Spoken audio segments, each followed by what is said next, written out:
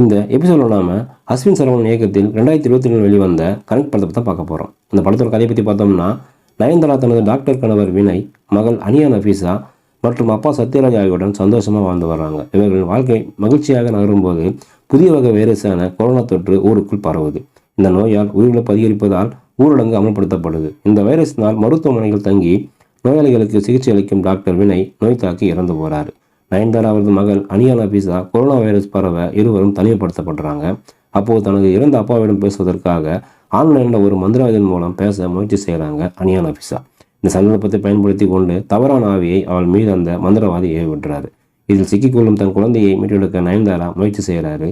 இதற்கான காரணம் புரியாமல் தவிக்கும் நயன்தாரா இறுதியில் இந்த காரணத்தை கண்டுபிடித்தாரா, தனது மகள் இருந்து மீட்டாரா என்பதை இந்த படத்தோட மீதி கதை. கதையின் நாயகியான நயன்தாரா அட்டகாசமான நடிப்பை வெளிப்படுத்தியிருக்காங்க. கணவரை இழந்த துக்கம், மகளுக்கு ஏற்பட்ட பிரச்சனை, பயம், கோபம் என எல்லா விதமான உணர்வுகளை வெளிப்படுத்தி கைத்தட்டல் பெறுறாங்க. வீட்டில் நடக்கும் கதை என்றாலும் அதில் பல வித்தியாசங்களை வெளிப்படுத்தியிருக்காங்க.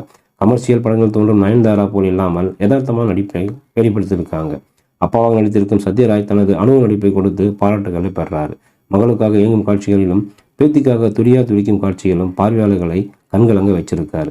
மகளாக வரும் அனியா நஃபீஸா கதாபாத்திரத்திற்கு சரியான தேர்வுன்னு சொல்லலாம். சிறிது நேரம் படத்தில் தோன்றினாலும் வினயின் நடிப்பு கவனிக்கத்தக்கதாக இருக்குது. பாதிரியாக வரும் அனுபம் கேர், தோழியாக வரும் லிசி, மீடியமாக வரும் மேகாராஜன், தெரபிஸ்டாக வரும் பிரவீனா நண்டு உள்ளிட்ட பலரின் நடிப்பும் பாராட்டுக்குரியது. ஊரடங்கு சமயத்தில் வீட்டில் சிக்கி தவித்த மக்களின் நிலையை கற்பனையோடு திகில் கலந்து சொல்லியிருக்கிறாரு இயக்குனர் அஸ்வின் சரவணன்.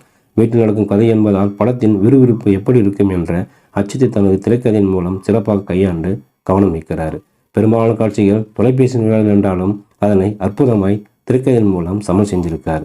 இயக்குனர் நினைத்த விஷயங்களை பார்வையாளர்களின் கண்முனை கொண்டு வந்து நிறுத்தியிருக்கிறாரு ஒளிப்பதிவாளர் மணிகண்டன் கிருஷ்ணமாச்சாரி. தொலைபேசி உரையாடல்களை கச்சிதமாக காட்சிப்படுத்தியிருக்கிறாரு. திகில் படத்திற்கு உரித்தான பின்னணி இசையை திகிலோடு கொடுத்திருக்கிறாரு இசையமைப்பாளர் பிருத்திவி சந்திரசேகர்.